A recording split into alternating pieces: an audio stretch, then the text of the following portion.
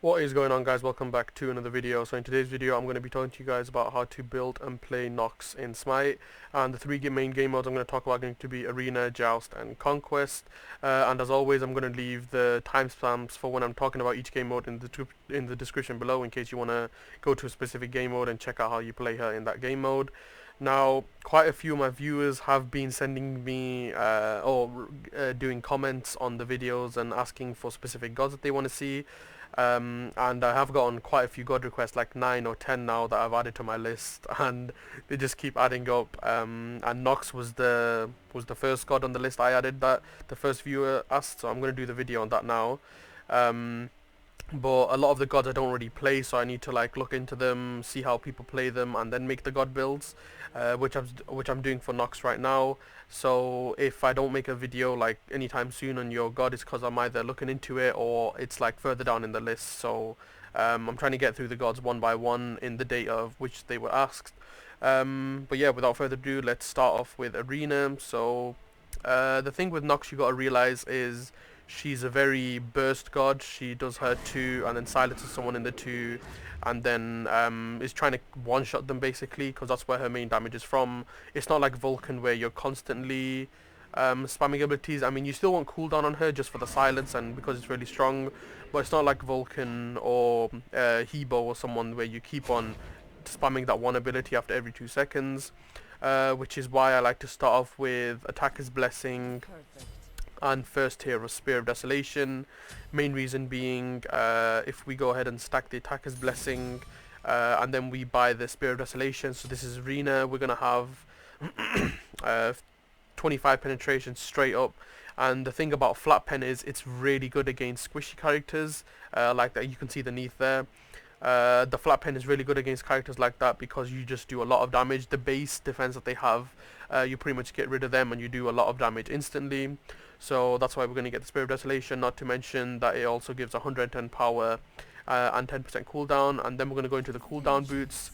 The build did used to consist of the penetration boots, because then you got penetration, and then penetration from the boots, so you're pretty much doing true damage early game and mid game against the squishies, because they pretty much have no defense.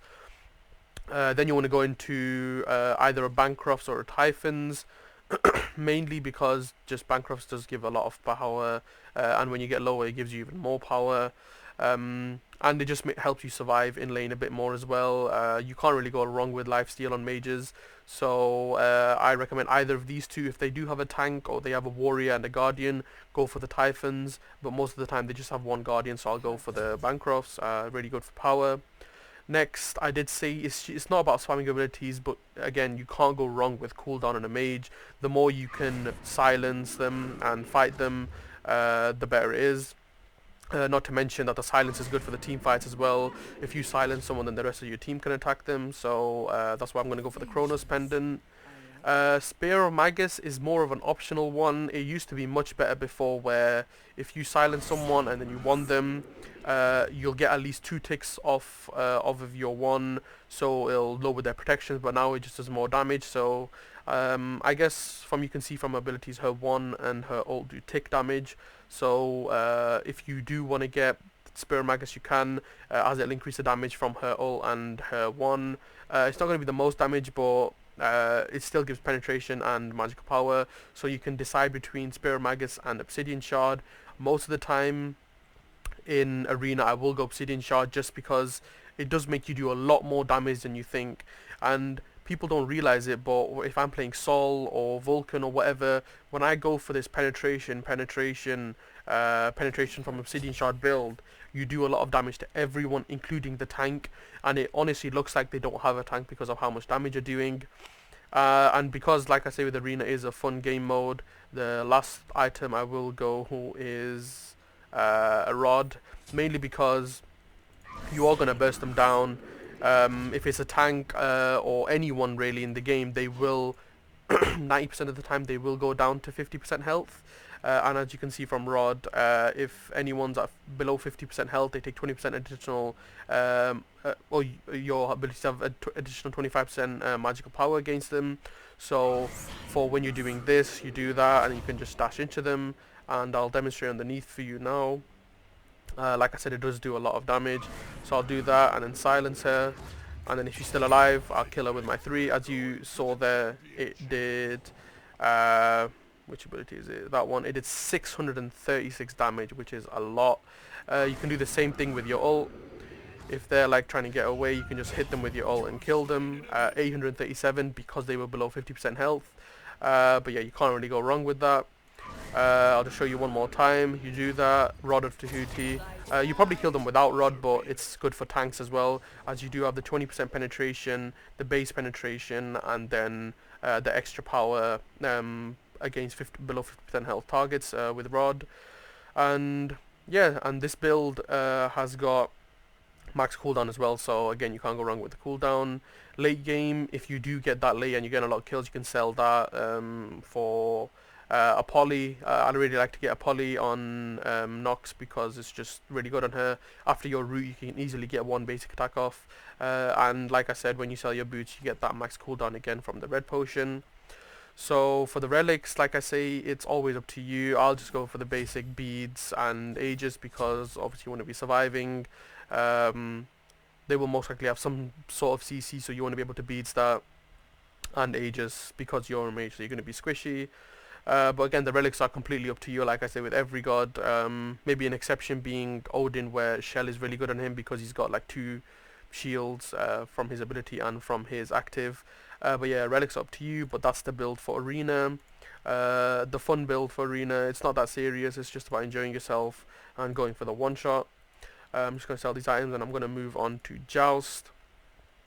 So for Joust, it's going to be more of a longer game. I know some people say, oh, it's like a 10-minute game, or, you know, they surrender, or it's like 15 minutes. But the Joust games I play, if both teams are good and it's more fun, you want to play for the long run. But even in the short run, you can't really go wrong with Book of Thoth. So I'll start off with Mage's Blessing and then first tier of Book of Thoth.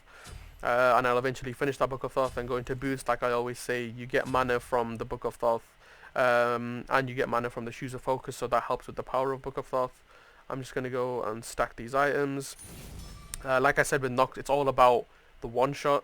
So that's why you want to get Book of Thoth, because all of these items are giving you mana, and all of that mana contributes to the power of Book of Thoth. So again, I will go Bancrofts or Typhons based on their team. Sometimes, like I've been seeing in Season 7, they're playing a Guardian and a Warrior, and it's just like really annoying that they're really tanky. So you get the Typhons to give you mana, penetration, power, and lifesteal, so you can't go wrong with that, like I said before.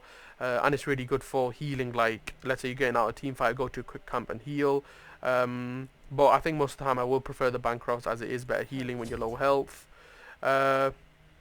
Next, I will go for the Chronos Pendant, just so you can spam the silence.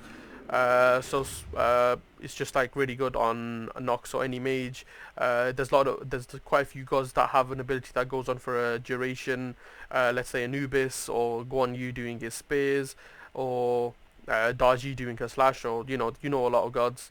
Even a Nox, if she's doing her root, you can just silence them, and the more you have that up, the better. It'll help you for the team fights as well. Next, you can go, like I said before, in the arena build, Spear Magus if you want. Me personally, I've got it here because of the previous passive where I used to lower protections. But now most of the time I will just go for a Soul Reaver or a Polynomicon in any order.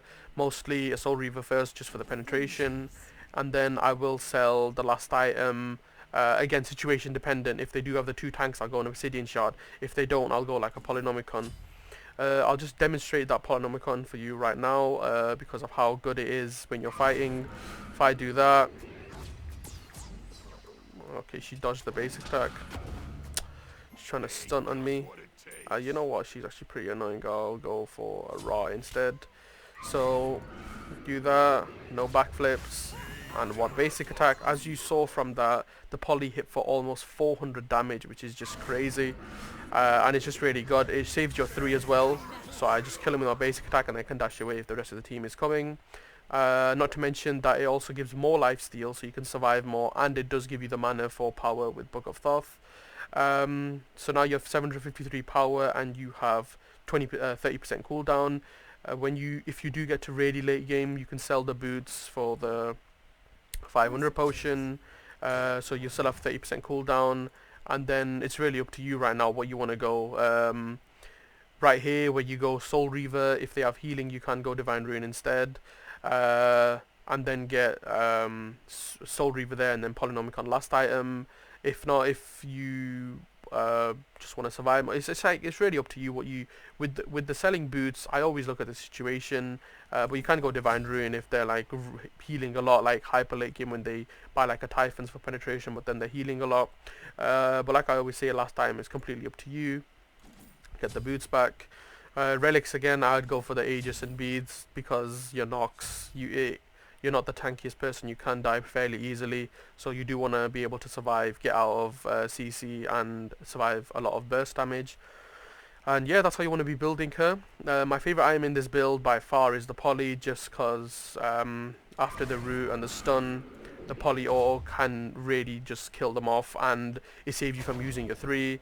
And with Nox, it's really hard to escape her because, let's say, I'm missing stuff, but I'll still hit that, and then I'll still hit that. As you saw, I missed my root. Let me do like that. Oh, I've missed it. I can still hit with my 3. I can still hit with my ult. So it's like really hard. Just because Nox misses her root, it's not the end of the world. I'll do that again because I hit her. Oh no, I've missed it. He's dodged it. I'll just dash in. I'll still get the Poly hit off. I can still root him later. So it's just like really good overall. I keep on getting slowed. Why is there no squishy god? Why have they got annoying gods to play with? I picked Thor, but he's got CC. Let me just try that again. So I've missed that. I'll poly him, I'll dash through him, and then I can ult him. As you can see, my main source of damage I missed, but her 3 still does a lot of damage, her ult still does a lot of damage. And when in doubt, just do a poly attack there, it did 455 damage. So it's just really crazy damage. I don't even need to use my silence, I can just kill him. Oh, well, he had protections in his heal, but I can kill him like that as well. That's why poly is my favorite item. Now we're going to move on to Conquest. Conquest build is going to be pretty much identical to the Joust build, and the reason for that is because for me Joust and Conquest are the longest game modes, so I do build both Conquest and Joust for the long run. So for Conquest, again, you start off with Mage's Blessing and first hit of Book of Thoth, and then you go into the boots. So this is pretty much the basic start that I do for every single mage in Conquest, because it's just really good sustain. Actually, I'll get that Bancrofts as well. So you've got the mana, you've got the cooldown 20%, and you do have the lifesteal. And the reason I love this build, and I think everyone should get it, every mage, is because it just helps you stay up for longer. You're staying up in terms of health because you do have the lifesteal, and you're staying up because you're not running out of mana, so you can constantly heal and have mana. Next, at this point, usually in Conquest, I'll go for the Divine because 95% of the games I play, they'll have a healer, they'll have some form of healing, they'll have like a Pele that's just life stealing a lot, they'll have a Hades with like a Typhons and a Bancrofts, or any mage with the Typhons and a Bancrofts really. They've got an Anubis with the lifesteal, they've just got a Sylvanas healing, they've got a Terra, so 95% of the time that Divine will work. And in Conquest I will rush it much earlier because Conquest relies a lot on the early game as well as the late game, but if you lose the early game it is really hard to come back, so I'll go for the Divine there. Then I do want to be going into that Chronos Pendant. I mean 100 power, you can't go wrong, but also technically 30% cooldown. And around this time in the game is when your big team fights are starting, and if you can get like 2 or 3 people in a silence and let your team attack them, you will get 3 kills really easily. And that's why Nox is so strong in Conquest, because when the team fights start, everyone, like, there's like a mashup of 5v5 going on, and then Nox can just come in and silence the enemy, and that's where your team gets the advantage. And killing 2 or 3 people gives you a huge advantage. You can get the tower, you can get Phage, and you can get Pyromancer, so that's why you want to be rushing that cooldown. As you can see right now, I do have the max cooldown, but selling this will give me 1 less than max cooldown, so I'll have 30% cooldown. This point in the game, because I don't have any penetration, I've got some flat pen 15, but I do want some more penetration. If they do have like really tanky people, like 3 tanks, even if they're like the assassins going tank, I think best thing to do in this situation is go for the Obsidian Shard, or a Chiron's Coin earlier on. If they don't have a lot of healing, you can get the Chiron's Coin here for the penetration, and then go into Chronos Pendant. But just to get that straight up penetration, you can get the Obsidian Shard, but like I said, you can get Chiron's Coin or Obsidian Shard. they will have that solo laner and the guardian who's going to be really tanky, so you do want that penetration. And for the last item, you are going to sell boots, and this is really up to you. If you think the 30% penetration from this is enough, because you get 10% from the passive on one abilities every 10 seconds, you can go for the Polynomicon instead. It'll help you take objectives more easily as well. If you think they're still too tanky, you can go for the Soul Reaver. Gives you the penetration, power, and the mana to go with the Book of Thoth. But like I say, with the last item, it is completely up to you. You can even choose to go, like, there's a load of different items you can go for your last item, but the ones I find myself deciding between are Soul Reaver or Polynomicon, because in terms of objectives or killing people, most of the time I feel like I will go for the Soul Reaver, just because of the 10% penetration and the mana, and the Guardian and the solo laner will have a lot of health, so it's just really good in that scenario as well. But this is my optimum build that I'll be going most of the time. If they don't have the healing, I will definitely get a Polynomicon instead of the Divine Ruin. Just because it makes taking objectives and killing gods a lot easier, and makes you use less abilities. Mainly your 3, because you can use it to escape more. And for the relics, like I say always, I'll start off with the Aegis to help me survive the early game and not lose my lane, and then late game I'll either go a beads or a sprint or a shell. Shell is good for the team fights, and so is sprint. You can't go wrong with a blink Nox either, you know, just blink in and no, I didn't want to click that one. Blink in and root them, blink in, silence them. You can go a beads if you want, if they got a Darji or an Ares, but again, this is up to you. And that's pretty much it what you're going to be doing for Conquest. You do have 20% cooldown in this build. What I like to do is, after I get the red potion, I will, like, honestly just go for the blue buff, because the solo laner won't need it late game. I don't mind going for that blue buff and getting it for the max cooldown. It's not a must, obviously. You can survive with 30% cooldown, but it's just my personal preference to go get the blue buff to get that max cooldown. And that's how you want to be building Nox in Conquest. And now I'm just going to give, I guess, some tips and tricks on playing Nox. She's not the most complicated god, but I'll just show the basic combo. Do that and you're 1. They're still alive, you do your 3, and that's pretty much them dead. I'll go and demonstrate, let me just buy the speed potion. I'll go and demonstrate on the Ra, on how you will be playing her. You do your 2, then you root them, and then you can either poly hit them to death. As you saw there, they were pretty much dead anyway before I even did anything. That Obsidian Shard coming in clutch. So you can either poly hit them, or you can just dash through them, or you can miss everything, poly hit them, dash them, and ult them. You can miss everything again. Oh no, they're really good at dodging. Dash through them, poly hit them. Well, I missed my poly hit. Oh, I missed the poly hit now, but I can have the root up again. And poly hit them again. I can miss everything, poly hit them, and then ult them, and as you can see, I can just basic attack them down, and the tick damage from my ult will do the damage. So there's a lot of ways you can play her, but the main combo is definitely that, and then you poly hit them or you dash through them. And there, yeah, that's basically how you want to be playing Nox. Also, what you want to know about Nox is you want to play her mid-back, so you're not necessarily on the front line, you're just in the background. Oh, your team's fighting, you silence them and you root someone that's trying to get away and you kill them. Your teammate's trying to get away, or because you're in the back line, someone's escaped, no worries, you've got your ult. I don't know what this guy is doing, and then you can go in and kill them. Again, with team fights, her silence is really good if you've got 2 to 3 people together, but also because her ult says it does damage to enemies in 20 range, it's really good to start off the team fights with that. So I'll just quickly go here. So if they're having a team fight, you can just start off with your ult. So I've just hit all of them, 4 of them are damaged, and my team is attacking them, and I can silence them and I can damage all of them. So that's basically how I want to be playing Nox. Like I said at the beginning of the video, Nox was at the top of my list as someone requested. That's why I made her first. If there are any other gods you want to see, leave in the comments below. Chances are it'll be made pretty late, because I do have like 9 other gods on my list and I'm trying to get through them. But I don't want to make a bad video like oh, do this, do that, just for the sake of getting a video out. I do want to make sure that the build is good. As I've been showing you in the video, it does work really well.